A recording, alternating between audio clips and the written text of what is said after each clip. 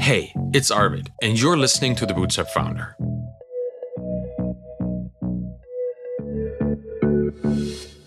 Today I'm talking to Omar Zenhom, the founder of Webinar Ninja, a company that he recently sold after 10 years of growing it. And it's a formidable competitor in an arena where players like Microsoft Teams and even Zoom are fighting for customers. So it's quite the accomplishment. Omar shares his challenging and often perilous journey bootstrapping a very technical business as a non-technical founder. And we get into the exit and what it meant for him, both the good and the bad. Oh, and we end up praising Arnold Schwarzenegger too, for some reason. It's a really nice conversation. And since we are talking about heavy lifting, in a way, that is exactly what today's sponsor can do for you and your business. Paddle.com is a payment provider that takes care of all my business payment needs, taxes, refunds, collecting outstanding payments, having an easy API integration. They have it all. And I'm glad they do, so I can focus on building my own business instead of registering for things like sales tax in Argentina or something. I trust Paddle to do that all for me, and I think they can do it for you too. So check out paddle.com to learn more. Now here is Omar. Omar, in your long career as a founder, you've probably run into dozens of these obvious best practices that didn't really work out in reality when you tried them. Can you tell me about a popular startup advice that you deliberately chose to ignore and that actually ended up working in your favor? I love this question because I can think of many, but I'm going to choose one that maybe the jury's still out. Who knows? But because you can go back and change that decision. So when I started Webinar Ninja, I pre-launched it in April 2014, and then I launched this podcast, my podcast, The $100 MBA Show, in August of that same year. So just a few months. And a lot of people ask me like, why did you do that? Well, I was still just trying things out. I was just seeing what's going to work, what's not. And they kind of both started to gain traction at the same time. One of the pieces of advice I got from somebody who is in software, that's all they do. They don't do, media. They don't do podcasting. They don't do video. They don't do anything. They told me it's probably a better idea for you to create a software company without you being the brand or the face or doing any of the marketing. So that way, the product stands on its own, and then when you go to get acquired or sell the company, you don't have to worry about you being attached to the brand.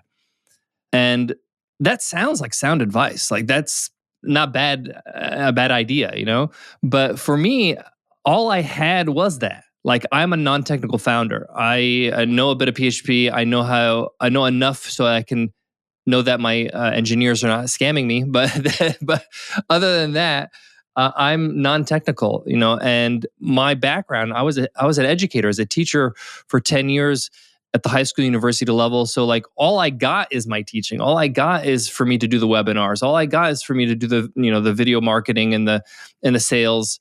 That was my contribution to the company. So it was kind of hard for me to accept that advice. So I said, you know what?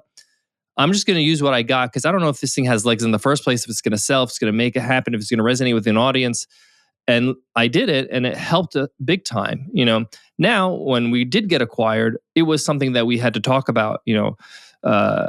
Intellectual property, how long they can use my likeness, all that kind of stuff. So there was a bit of a hurdle, but it wasn't impossible. We were able to move around it. I firmly believe, and maybe this is just confirmation bias, but I firmly believe it would be really hard for Webinar Ninja to take off if I didn't do all the content, run the webinars, run the sales webinars, because I learned so much about my customer that way. I learned so much about what their pain points are and what the language they use to describe their pain points. And I was able to then bring it back to my team, my technical team, and say, hey, I think this feature would really solve these problems for our customers.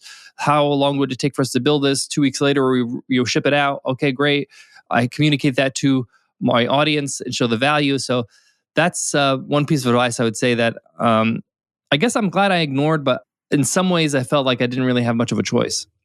Right. Yeah. It's kind of constrained by your reality as a founder at this point.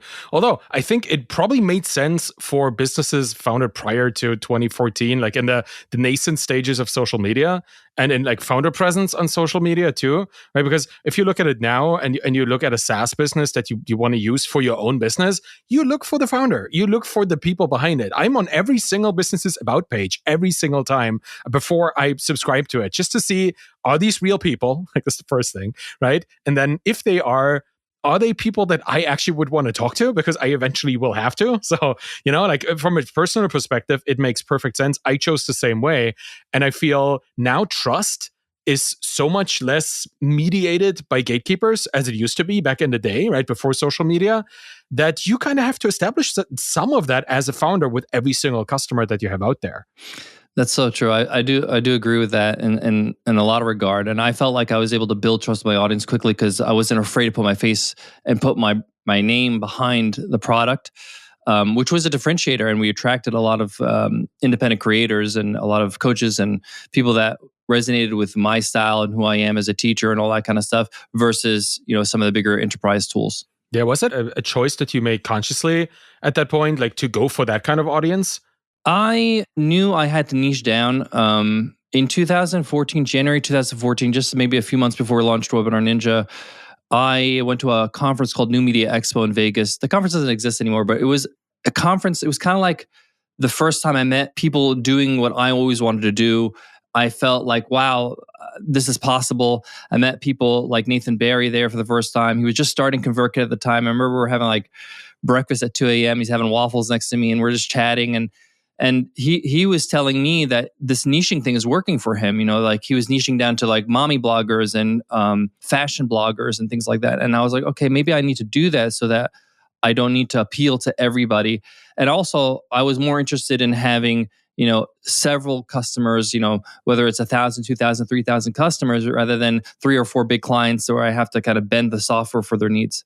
Yeah, that's always the thing, right? You don't really want whales as a person just getting started. You want like a nice, diverse variety of customers because you also get way more feedback that you may actually quantify instead of just having to, look for the big ones and what they want. Because that's a thing that I personally experienced a lot in my founder journey. Like sometimes you have to say no to feature requests, to things that people want from you. Was that also a thing on your journey with Webinar Ninja? Did you say no to a customer feature request that they had for you? All the time. And a lot of the things we had to say no to were just like nice to haves. We resisted to have virtual backgrounds for a very long time just because for us, the most important thing for us was reliability because we're live. We needed to make sure that the software had a lot of redundancy, that that people wouldn't get embarrassed in front of their audience if things crashed. The replay, recorded properly so that if somebody had a paid webinar, the replay was just as valuable as the live. So for us, the quality of the software, the experience itself was super high priority. And it became more of a priority as our user base grew because more chances for things to happen, more loads on servers. We had to really work on our infrastructure. So it was that was kind of our priority. But then there were features that really did move the needle that differentiated us. I would say there was one feature that surprised the hell out of me that I didn't know that would be such a game changer. And it was email notifications. So like we built in email notifications. So once somebody registers for a webinar, they would get automatic emails sent to the registrants to remind them about the webinar and to tell them about the replay and any kind of offers, and they can add notifications before or after. But I think the way we implemented it was great for our audience because what we did is we actually just wrote all the emails with just default copy with variables that changed for the webinar, time and date and title and all that kind of stuff. And a lot of people never changed the default. They're just like, this is fine. And it was so funny because people were like, that was the number one feature. They voted for features. That was the number one feature people loved. They actually liked that better than the actual webinar.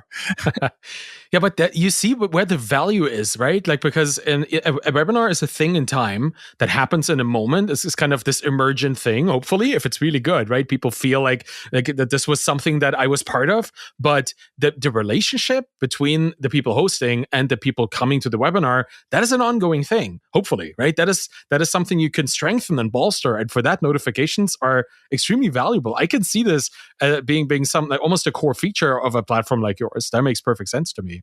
So how did you prioritize these things? Because I bet, even though this may have been the biggest thing that people wanted, there was like 20 different things they wanted as well. Yeah, this is a tough question. I'm going to be honest with you, Arvid. Like there was a good chunk of 5 years in my 10-year journey where, it was really hard to project manage. It was really hard to be like, have a calm kind of sense of like, okay, this is the priority. This is the roadmap. We were just trying to keep up with the market, keep up with the demand. Recruiting was like a full-time job for me, trying to find the right people. Great engineers are seeked out and poached all the time. Poaching is happening all the time in our industry. It's ridiculous. I had great players on my team get poached from friends I know, people that are in my mastermind group. Yikes! Oh, that's rough. That is rough. Yeah. So that was kind of my main concern of like, how can I keep a strong team? One, to maintain the software and keep up the standard, but two, keep evolving, keep growing. But mainly, I think what really helped me the most was that I ran every webinar to sell the software. So when I was selling the software, I asked a lot of questions about why they're not running webinars now, why they've stopped doing webinars, what they don't like about their current software. And I learned this technique actually from my father. My father was a car salesman. He's an engineer by trade, but in a depression during the 80s, my dad switched careers and became a salesperson, just fell in love with it and became a car salesman. And my first job at 13 was washing cars at the wash bay. So they would trade cars and I would have to wash. And I loved it because I was 13, so I could drive cars on a private lot. And it was a lot of fun. But my job ended at 3 and my dad continued to sell cars from 3 to 9. And I was wait for him because he's my ride home. So I would watch him sell cars. And one of the things that he would do that the other salesman didn't do, as soon as somebody walked into the dealership, he would ask them, "What's wrong with your car? It looks fine. Like, why are you looking for a new car?" And they would say, "Oh, I really don't love the radio, and there's no trunk space, and I really don't love the seats. Not very comfortable." So he was asking these questions so that he can address those concerns in the right car for them. There's no reason for him to tell them about the horsepower or the suspension. They don't really care about that. They care about these things is the reason why they're changing their car. So I use that technique in webinars where I would ask questions at the top of the webinar and say like, why are you struggling? Why haven't you done webinars? What have some of the disasters you've had? What are the things you don't like about your software? And through those questions and getting those answers, I was able to show how our product solved those problems. And sometimes I wasn't able to solve those problems with my product. And those things were like red alert in my head, took note of it. My next meeting, my next stand-up with my team, I said, okay, guys, this is something that is really coming up with all my webinars. I think we can come up with a nice solution. We have some of the infrastructure ready for it. We can borrow from this feature to do this. And that really helped me understand how to solve problems without surveys. Surveys are great. We ran surveys, but like sometimes the customer, it's not their job to figure it out. Like it's not their job to like rack their brain and figure out, okay, this is what I want. Build this software. Here are the specs. Go ahead. We need to find out through inferences, through questions, through figuring out what they're struggling with to come up with the right solution. Also, you got to come up with a solution that you can actually pull off, like something that you can actually do with the resources you have. So I think that's kind of really how we built our roadmap.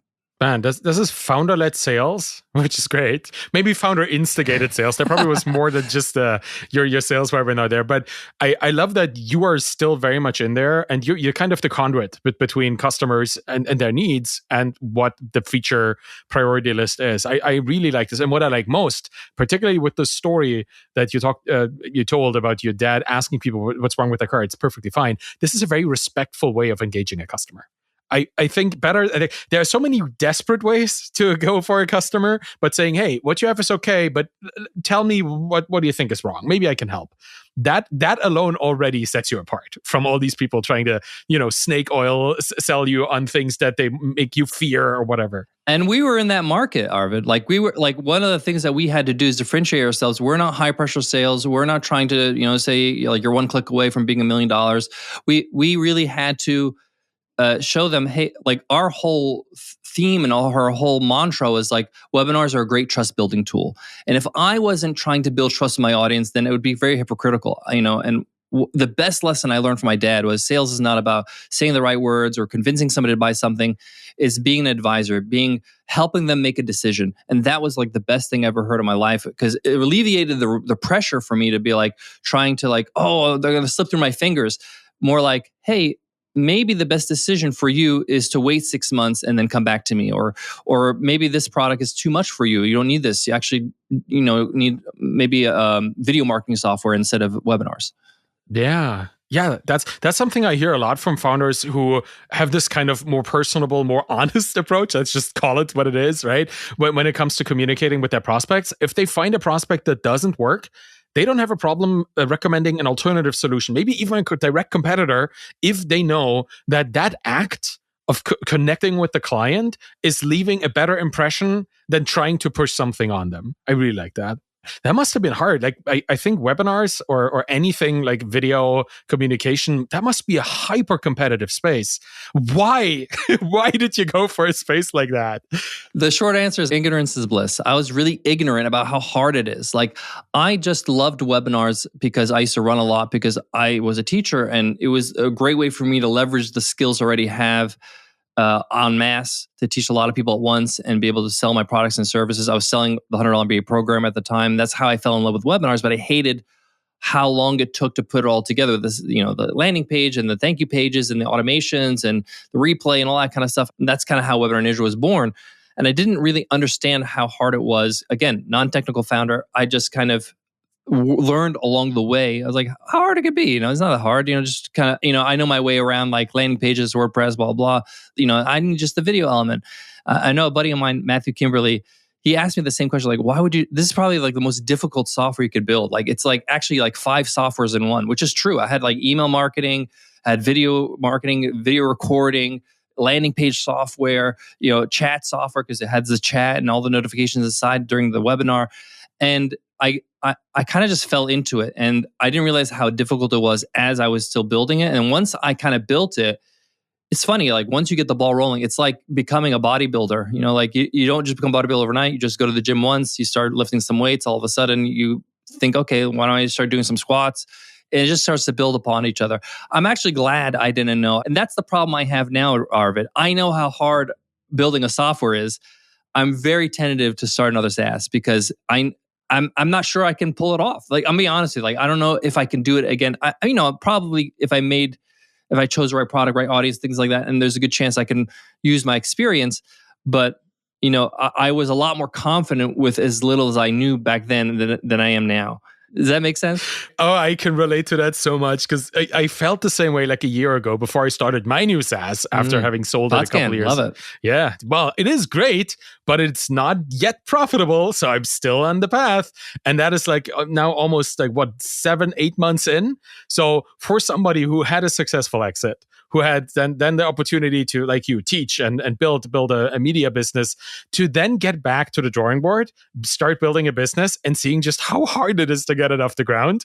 Man, I don't think it ever is any different for anybody, no matter how much you've done in the past. Every single new project is a new project. It may fail, it may win big, somewhere in between, who knows? But personally, what I told myself is, hey, if I get a mildly interesting story out of this, it's going to be worth it anyway, right? And if it keeps me interested, if it keeps me busy looking at new technologies and figuring out how to integrate this, so I can maybe just tell other people to also try it, and then one of them is successful, that is enough. So if that in any way helps you try your next thing, just look at what Tim Ferriss does with his fear setting. What's the worst outcome? The worst outcome is you're still okay, you learned something new, and you have a new story to share. I think that's all right? Yeah. I mean, let me ask you this, Arvid. Like, when you exited 2019, you started writing books, you're into the media business. Before you started Podscan, did you have like this feeling where you're like, you couldn't help but roll your eyes and be like, I don't know if I could be bothered. Like, I know how hard it is. Oh, for sure. 100%. Because like now that I'm building a SaaS again, particularly as a technical founder, which is like taking care of everything, right? I need to make sure operations are running, servers are not like going up in flames and all that. And I need to add people's like European VAT numbers to their invoices as well, that kind of stuff. In addition to that, I need to do like all the marketing, all the sales, all the presence, right? The social media stuff and all that. It is so much compared to maybe a year and a half ago when all I did was my podcast. Like I was talking to one person a week, having a chat, and then I did like a solo episode talking about one thing that was on my mind. So I wrote a script and I recorded it, and I had a couple of questions, and I had a nice conversation, and I sometimes edited, sometimes had somebody help me do it. It was so little work compared to running a SaaS, and totally in your control too. Like 100%. And I could spend hours thinking about the perfect question to ask, or the perfect editing move to make it interesting, or these little tiny things, because the outcomes were so clearly defined. But with a SaaS, like every day is potentially the best and the worst day you could possibly have in the journey. So I don't want to warn people not to do it, because I think it's extremely rewarding, but it is also extremely challenging, right? It goes both ways. Yeah, I grew like tremendously in those 10 years. Like I don't even recognize who I was back then. But that was an interesting journey. And I think I don't regret because of who I become.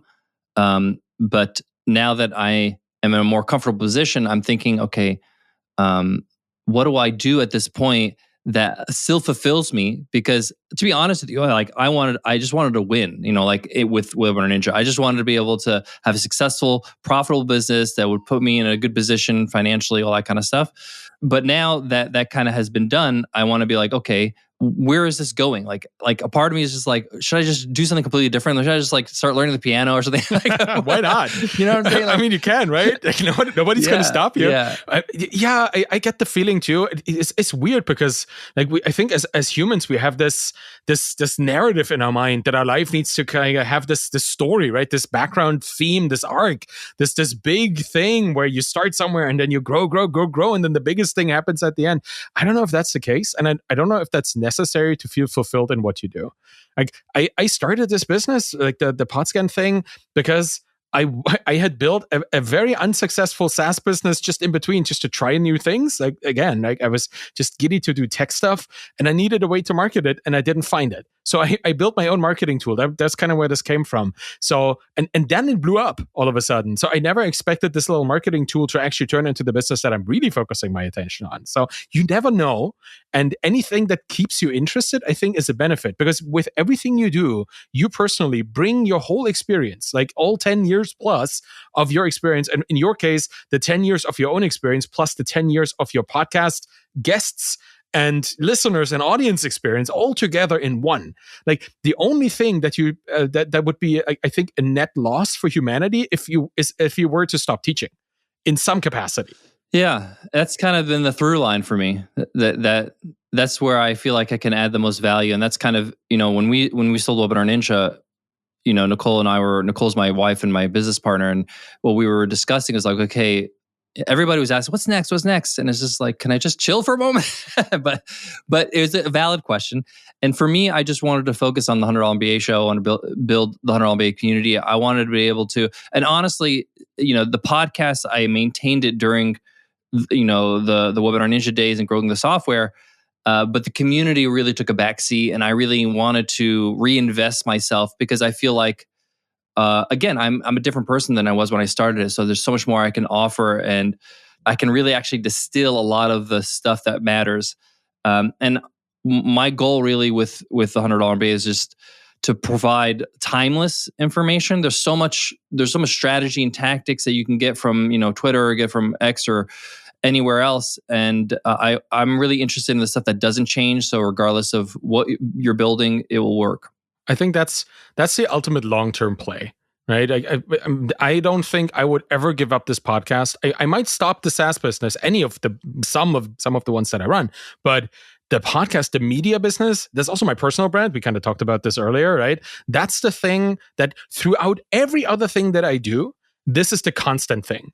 Like I have access to an email list of people. They gave me their email. They trust me to send them stuff that they might find valuable and hopefully will find valuable. They allow me in their ears while they walk their dogs, which is, I think, one of the greatest compliments you can give a person, is to allow them in such a delicate moment that is such a big part of your life. Like that to me is the long-term cumulative self-reinforcing value generator of my life. So I do completely understand that you want to keep that going in particular. I mean, you're 2,500 episodes in. I think you should just keep it going to see if you can get to 5 figures. Like at some point, yeah. It might take a couple decades, but hey, I mean, we got the time, right? Why not? And longevity is the thing. So you can do this until you're like 95. That's great.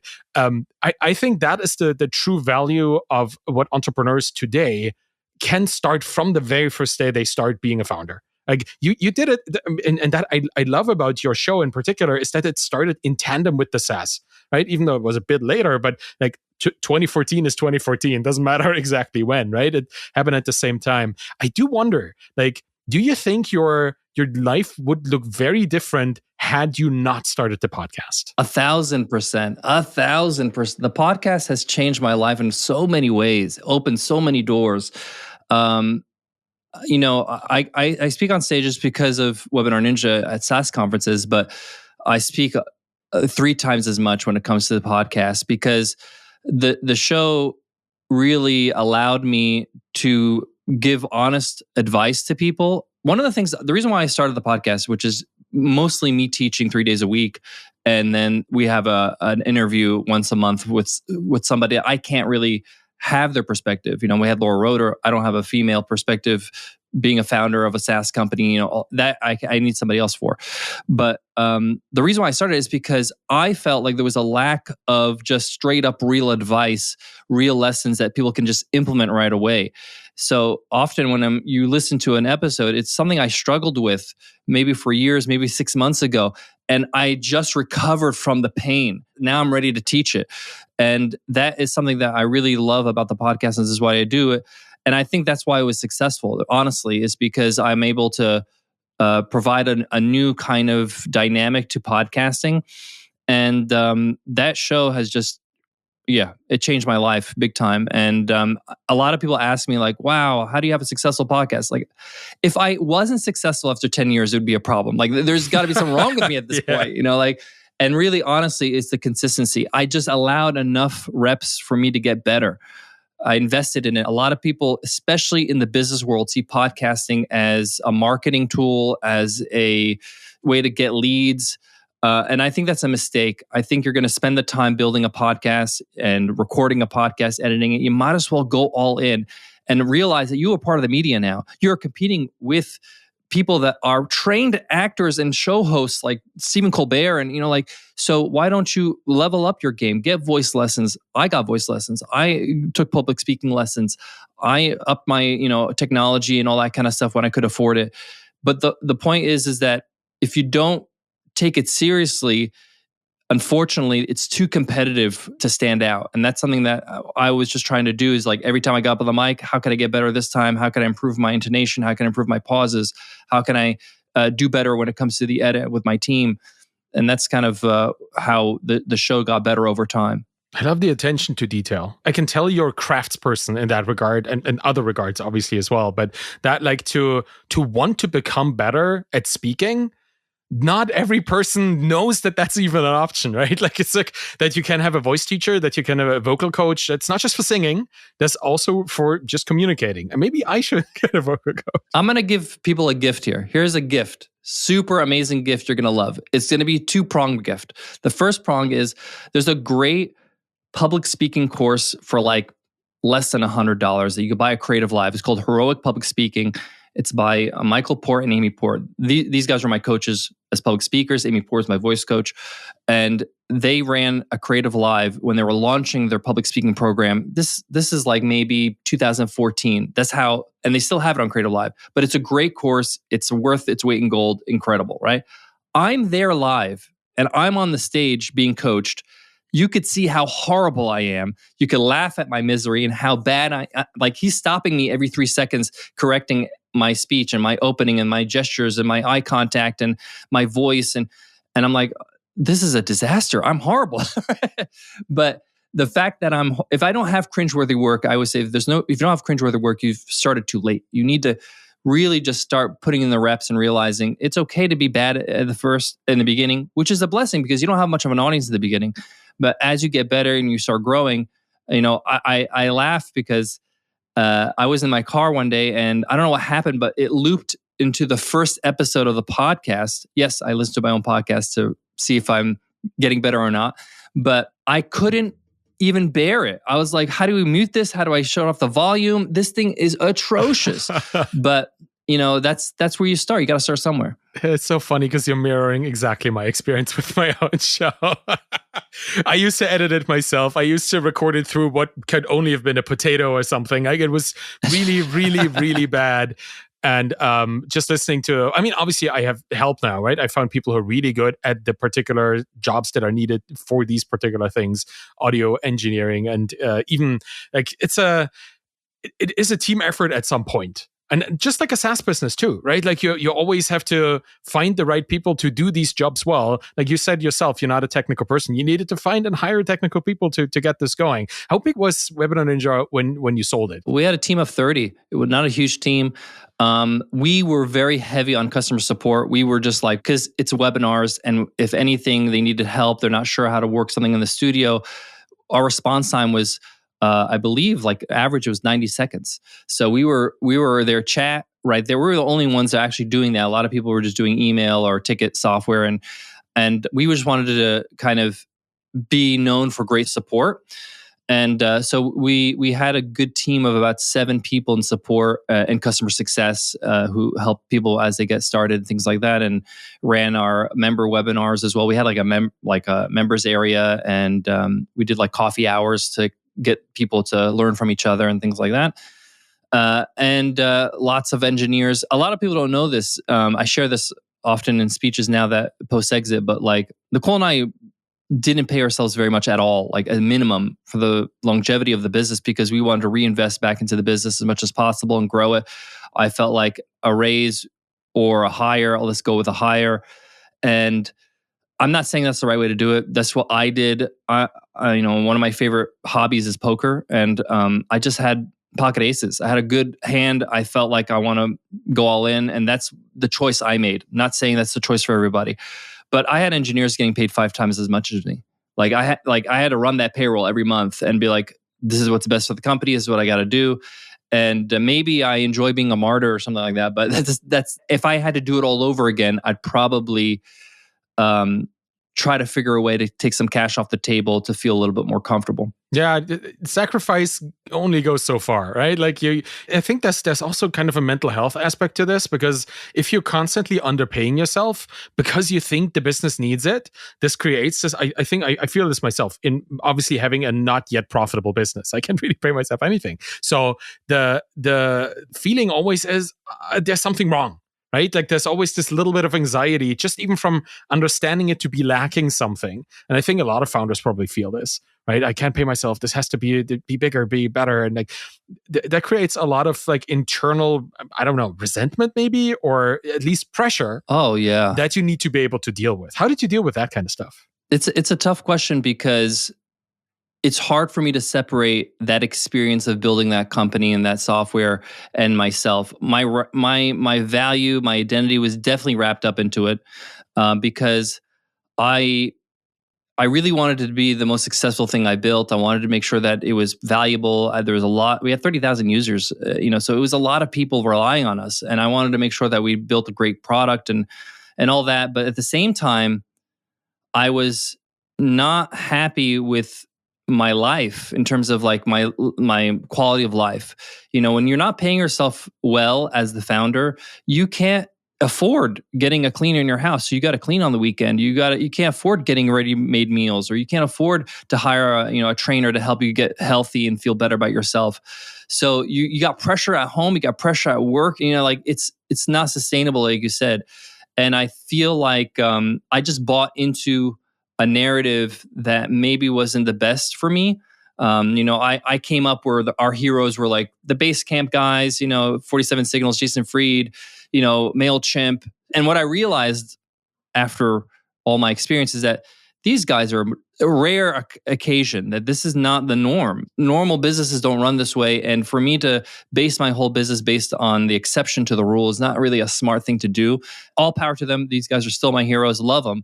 But the honest thing was I should have sacrificed growth to make sure that Nicole and I were healthy and doing well, and made the business work with those constraints. Instead of me saying, hey, instead of me making another $20,000 this year, let me dump that on marketing, which helped growth and it did well. But it's a real gamble. We had competitors popping every single month with, stealing our sales copy, taking our features, all that kind of stuff. And, at any moment, you can find yourself not where you are today. So my advice to anybody who's building a SaaS that is maybe reinvesting in the business, it's a good practice in the beginning to get some traction. I would say the first 18 months. But from there, you need to say, okay, in order for this to be a real business, I need to start making sure at least my needs are met and figure out why this is not working. Like maybe I need to raise my prices. Maybe I need to change my market. Maybe I have to go up market, whatever it is to make this work for me rather than the other way around. Yeah, it's like this saying of like product market fit is obvious when you hit it, because then all of those things are not problems anymore, right? But leading up to it, there's still something you need to turn, some kind of knob, some configuration that needs to change for you to be able to pay yourself first, right? Which is also an important concept, right? Pay yourself first, make sure your needs are met, and then you can take care of others. It's kind of the oxygen mask in the airplane logic there. Yeah, Arvid, that's a tough one for people to understand if you've never experienced it. Yeah. Like the best way I could put it is that if you have product market fit, it's almost hard not to make money. Like it's so easy for your business to make money that it's like you're swimming in, think Google. Think of Facebook ads. Think about these products that we use every day. Like it's so easy. It's such a great product. People will absolutely love it and want it. And the boulder's rolling down the hill instead of up the hill. And that is really where you want to go. And that's what the business want to run. I mean, in a lot of ways, I think you can resonate with a media company. It's much easier to make money. There's so many avenues for you to make money, whether it's sponsorship or products or services, or, I bought your Twitter course back when it was Twitter. Yeah, back in the day. Yeah, and it was really helpful. But the point is that you have different options to make revenue, and it's just easier. And that's how it should be. That's what a good business is.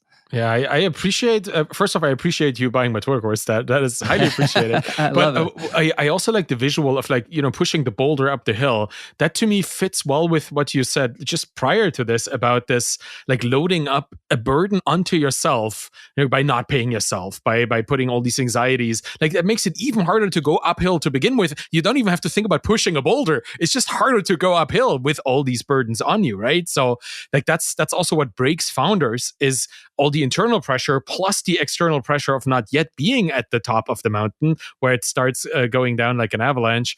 Yeah, that's the tough part, man. How long did it take for you to feel comfortable enough in the business in Webinar Ninja to say, well, the hard days are over? Like, how many years did that take? I hit a plateau. We hit a plateau with the revenue for a while. And the catalyst that changed it was hiring a coach.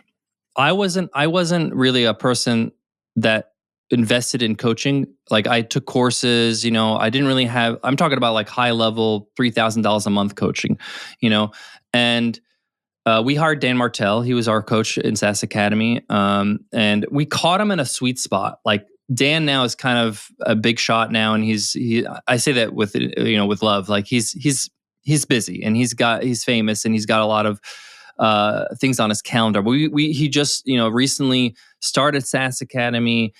He was still able to be approached, get on calls, things like that. So we caught him when he was really like still needing all the case studies and all that kind of stuff. So, but he held us accountable and he gave us some good systems from his exits that worked, in terms of SOPs, building our systems, recruitment, understanding how to evaluate talent, understanding how to build the systems that will allow the business to be easier for us so that we can focus on the things that matter. That's really what helped us a lot. And that was kind of the moment where we started to see a change. I would say that was around 2018. So it was 4 years and then we plateaued. And then and that moment we went past 7 figures in revenue and started to really grow. And, I didn't see that coming, but it was helpful. I don't hear that very often. Like coaching, I think is still highly undervalued in entrepreneurship. There's mentorship and that kind of stuff, but I think that has more of a power dynamic that doesn't necessarily exist with a coach. So that is really cool. Where would you go look for a coach if you were to find one today? Great question. One of my favorite hacks in life is I like to become friends with people who are where I want to be in a few years. So I became friends with a guy named Rob Rawson. He lives here in Sydney. He's the founder of Time Doctor, which is a time tracking app, which obviously blew up after COVID. And it's a huge SaaS. And I met him at a birthday party, mutual friend birthday party. But when I got to know who he was, we started to see each other. And then he called me one day because he's old school, he's a little older than me. He called me. He said, "You should check out Dan Martell. I'm in SaaS Academy. Like I don't go to all the events and things like that, but you might benefit from this where you are right now in your company." And I looked into it. We got on a call with Dan. It was a good fit, and basically, Rob was a few steps ahead of me. He's already been where I was, so he kind of was able to kind of say, kind of like a Sherpa moving up a mountain, like don't go here, go here. This is where to go. And he's still one of my closest friends. I love Rob to death. And that's a great hack in life, is just try to make friends with people that are just a few. You don't have to be friends with Tony Robbins or Richard Branson. You could just be friends with people that are just maybe a few years ahead of you.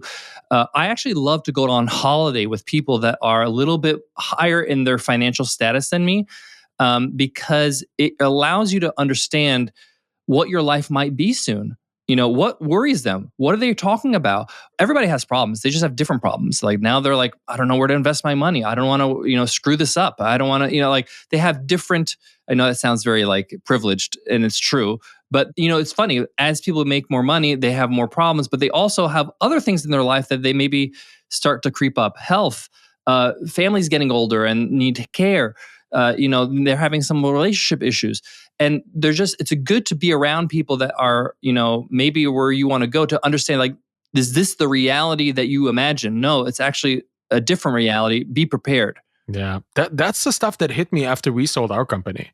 Like this, we elevate your life, and certain things are no problem at all anymore. Like you don't even think about it, but all of a sudden, what you just said, like you need to protect where you're at. You need to start investing money. And if you come from a background of people who had no money whatsoever, you don't even know like how to spell investing at this point, right? Like there's such a lack. I'm with you, Arvid. I'm with you. Yeah, right? Yeah. My parents are immigrants. We didn't have a lot of financial education. My mantra was like, say yes to every opportunity, work hard. And that's bad advice for me right now, Yeah. So how did you flip that switch? Are you still working on that? Like, how is that going for you? 100%. Like I have I'm going to be honest with you. Like it's very hard. I'm very uncomfortable being comfortable. I'm very uncomfortable not struggling and working all my life and hustling and that kind of gives me meaning in someone. And sometimes I have to hold myself back and say, am I working just for the sake of work? Am I just doing this so I can validate my existence or whatever? The other thing is that growing up, my parents came from Egypt. They migrated to the US. Me and my sisters were born and raised in the US. And they tried their best. They worked really hard. They had to learn a new language. They had to get their degrees all over because it wasn't recognized in the US. And it was really tough for them, and they tried their best. But the bottom line is that they never kind of got ahead financially. They never, I see my friends now, and their parents were homeowners, and they had investments, and they had stocks, and they know what the S&P 500 is. Like that was never even uttered in our house because we're just trying to make ends meet, and trying to stay out of trouble and make sure that we keep our heads down. As immigrants, you're just kind of paranoid that like you're doing something wrong because you're not used to the culture. So for me, I had to educate myself, and there's a lot of information out there, a lot of books, a lot of courses you could take in terms of financial information, but there's a lot of stuff that can misguide you, especially today with the internet and people with advice. And one of the things that I've just made a rule for myself is like I don't really invest or spend money on things I don't understand. Like if I don't understand, NFTs, I'm not going to throw some money on it because I just don't understand how it works. So then that's not a good idea. If I'm that interested in it, I should educate myself and figure it out, whether it's crypto or anything else. So one of the best things I've done is that because I don't invest in things I don't understand, I just invest in myself. I have an unlimited budget. this is a rule that I got from Ramit Sethi, a good friend of mine, good guy, really smart guy to follow when it comes to financial advice or financial, education, I should say, is have an unlimited budget when it comes to investing in yourself. So if you ever want to go to a conference or a course or buy a book, this should not be even a concern. Obviously, you got to make sure that it's legit and it's a good thing, but especially books. Books should be buy now right away. And I've learned so much from books. Books have been the best mentors of my life. They're most bang for your buck. And one of the reasons I was going to ask you, because I know you wrote a book as soon as you sold your company. One of the reasons I haven't written a book yet is because I'm really intimidated by it. I'm really intimidated because I read so many great books, and every time I read a book, I'm like, if I write a book one day, it's got to be just as good as this, and that's holding me back. But that's really where I try to invest and try to get me better so I can add more value to others. Well, that sounds like you just need an editor. So somebody who can look at it and say, "Hey, this sucks." Like, just get an editor that is comfortable with making you uncomfortable. And if that's something you can already handle pretty well, writing a book is going to be fun. Like, I honestly, to me, like my journey with writing the book was I started with a newsletter because I just wanted to build an audience, like keep reaching people, right? Build this asset of having the list. That was from the start. I wanted to be able to reach people where they at, which is in their email inbox. And then people told me, hey, I am dyslexic, I can't read. Can you just, make an AI-based audio? And I said, nah, I'm just going to record it. So I started the podcast from that. That was just, people didn't want to read my thing. So I also started narrating it. And that started my solo podcast. And then people were saying, all of this feels like it kind of belongs together. Shouldn't this be a book? And I was like, oh yeah, sure. So like the first book I wrote wasn't even intentionally a book. It was just kind of a selection of articles that I'd written for my blog / recorded as podcast episodes that started to kind of fit into a bigger, fully, cohesive thing. So when I look at your work, and your work is, 4 figures worth of podcast episodes, I know that the book already exists. The book is in all of this. What you now need to do, and that is just my personal, very humble opinion, is to pull it together, and you have something already. You might even ask an AI agent to just pull it all together because you created the content, might do the editing, let the AI do the editing at this point. But I think you've already written a book. It's just not in the form of a book, Yeah, that's good advice. I think I need to get out of my own limitations of thinking that it has to be a certain way. Yeah, and I think maybe the process would be enjoyable to do it. Yeah, I think you don't need to reinvent anything. Like, you already have all your experience codified. And that's the thing, in the journey itself, like throughout the last 10 years now, you have all the stages of your own experiential approach to entrepreneurship. They're all there. So you have an almost infinite amount of referenceable quotes from yourself in the past, right? That's awesome. So all you need to be able to do now is to actually access that in a form that is conducive to writing. But hey, I think you will be great at writing a book. You're already a wonderful teacher. You're very capable of explaining things. You already have the tenacity to do a thing for 10 years. You can write a book, man. It's really, really clear. Okay. I got to get on it. I got to put it on my priority list. A quick story about your newsletter story. It's funny. One of my favorite examples of what you just shared is Arnold Schwarzenegger. I don't know if you know Arnold Schwarzenegger's podcast. Yes. I think it's called Pump Club, the podcast. And it's basically AI reading his newsletter, and he's upfront about it. And it sounds exactly like him. He's got an AI to, he sounds like a robot anyway. But, the point is that he got an AI that sounds like him, his particular robot. And it's a brilliant idea. And I just love the fact that he's leveraged his kind of quote unquote weakness, his accent, to make it work for AI. That's a brand too, right? Like, your brand is you're comfortable with how weird you speak. Might as well use AI, because then you can be weird on purpose, right? Just kind of judoing the whole thing from weakness to strength. Love it. Which is, I love that in particular, Arnie being such an inspiration for people who want to do something about their physical health, right? And many things beyond that. Be the positive corner of the internet is what he calls it. I love that. And he truly is. Like, I've been consuming a lot of his just life advice, because he, like, the journey that he went through in terms of the bodybuilding experience, plus the whole government thing as well, right? Like, there's just so much of tenacity and like straightforwardness in that person. Yeah, I highly recommend the newsletter. I haven't listened to the podcast, but I probably should, because I would probably really enjoy it. And that is so cool. But yeah, that's the story, right? That is a story of just doing the best you can with what you have. Yeah, he doesn't overthink it either. That's what I love about him. He's just like, just have a vision and just do it. and maybe that's exactly what you should do at this point. Don't overthink the book, because the book also, and that's my experience, particularly with the second one I wrote that in public in the sense that I wrote a draft and then I invited like 50 people to read that.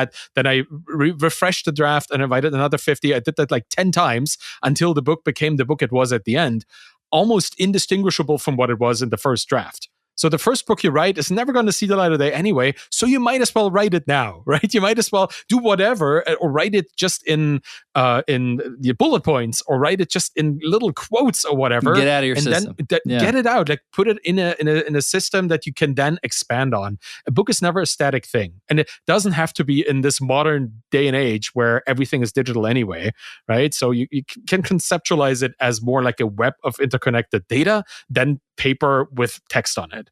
That will make it easier to research and start like forming it into the ultimate shape. And then you can talk to your friends, hopefully, who have also published a couple books in the past, who can then help you, find the right way to publish it, and find the right way to find the right editor and the right proofreaders and that kind of stuff. I love this, by the way, in what you said, like surrounding yourself with people who are ahead of you. I think that, to me, is probably the most valuable lesson in all of this. Is like, if you don't know how to do it, find people who know how to do it and become their friend. Like, obviously this is a simplification, but surround yourself with people who are where you want to go. I think that is advice that is just spot on. Totally. And it's a small world. Like, one of the things I realized is that basically if you stay in touch with like 30 to 50 people, they know somebody that you need to know. Like everybody knows everybody now. Yeah, it's all about the network that you're building by just reinforcing existing relationships over time. And I mean, this brings me to my question that I have for you. If people want to start staying in touch with you, if they want to follow you, if they want to figure out like what you're doing, what you're working on next, or how long the break is going to take, and what if you're going to learn to play the piano in the meantime, or whatever, like where do you want people to go to follow you on your continued journey? Yeah. There's two places. First one is my podcast, The $100 MBA Show. If you're looking to build, grow, or scale your business, this is where we teach people through my own experiences how to do that, how to do it efficiently, how to do it without killing yourself. And just one of our goals is that every episode allows you to just take an action item and just implement and come back the next day. So you could check us out anywhere you get podcasts, $100 MBA, or YouTube. We're on YouTube now since August. If you want to go a little deeper with me, I'm going to share a little story. A good friend of mine, I mentioned him earlier, Matthew Kimberly, he is a great copywriter. And one of the things he taught me is you need to really invest in your newsletter. Make your newsletter like as valuable as any product you have. And the way he described it is, when you get a text message from somebody that you absolutely love, a friend, maybe your loved one, your mom, your significant other, you just see the notification. You're just like, oh, I got to open that. See, and your heart kind of skips a beat. That's what you want to have your readers experience when they see the subject line and it's from you. It's like they just want to see you as somebody of value, because every time they open your newsletter, they get something out of it, and it's incredible. So I took on that advice about 6 months ago, and we revamped our newsletter, and it became like a really big focus inside the $100 MBA. So if you want to join our newsletter, you could just go to 100mba.net. We have some freebies, we have templates, we have great guides you can check out. And once you're on our list, you'll get our newsletter. But our newsletter focuses on 3 things every single week. And the 3 things is something to think about, something to do, and something to learn. And I really wanted to create a valuable newsletter. And I felt like these are the 3 things that really helped me along the way, is to work on those 3 things every day. So surprisingly, the think about is actually quite important. It's like I give a thought experiment. I give something for them to ponder, something to be grateful for, something to think about. Like, one of my favorite quotes is, we would be jealous of who we are today 10 years ago. Things like that, or just some ideas of think about what would your business look like if you had to do X, Y, Z, and it just is a chance for you to just reflect. I think thinking is very underrated. I think we're in a culture of production and doing and shipping things quickly. And I'm all for that. But sometimes thinking has a lot of value, especially when it comes to like knowing what to build, knowing what to do next, and allowing your mind to really cultivate. The second thing is something to do, which is I give them an exercise to do that has helped me in the past. And this is usually like a 5-minute exercise to do in their notebook. And then lastly, something to learn. And these are some lessons that we share throughout the week. So that's the newsletter. If you guys are interested, just go to 100mba.net to sign up. Well, you certainly taught me something, made me think about something today, and I will probably do a lot of these things as well. So if this is an extended version of the newsletter, then it's been very effective for me. Thank you so much for sharing all these wonderful things with me today and talking about your journey. I know it's weird to talk about this whole from start to exit and beyond journey because you lived so many different lives along the way. So thank you for sharing a glimpse into each of these lives. I really appreciate it. Arvid, I had a great time, and I'm so glad we got to meet. I know this is virtual on Riverside, but I really admire you from afar. I love the way you put out your work and how earnest you are. I have a huge amount of respect for people that are kind, that people that are doing good work, are kind to people, that reply to people. You remind me of Chris Brogan. When I was coming up, Chris Brogan was a hero of mine because I saw how kind he was with people when he came off stages and they would ask questions. And I think that's super underrated. There's so many successful people that I know that I came up with that don't reply to messages, that don't show people the time of day. I know people are busy, but common courtesy is something that I really value, and I just want to say that I recognize that, and I love that about you. Oh, wow, man! Thank you so much. My heart is full with joy at this. I was really, really glad to hear it. Thank you so much. That was wonderful. And that's it for today. Thank you for listening to The Bootstrapped Founder. You can find me on Twitter at Avidkahl, AIVIDKAHL. You find my books on my Twitter course there too. And if you want to support me on this show, please tell everyone you know about Podscan.fm and leave a rating and a review for this podcast by going to ratethispodcast.com/founder. It makes a massive difference if you show up there, because then the podcast will show up in other people's feeds.